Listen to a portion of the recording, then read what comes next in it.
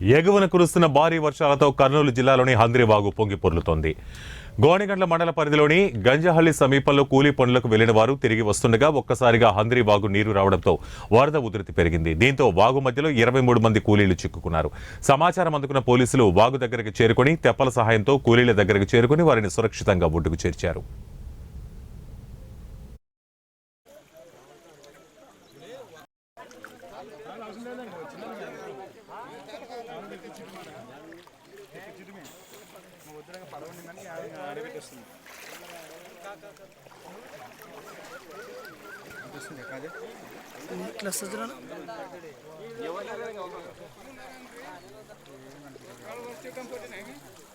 తీర మార్గంలో వాళ్ళకి రాని కూడా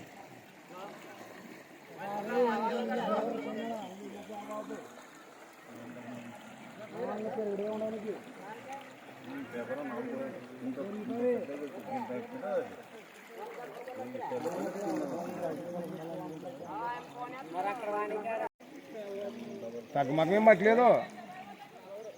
గంప వేసుకొచ్చారా?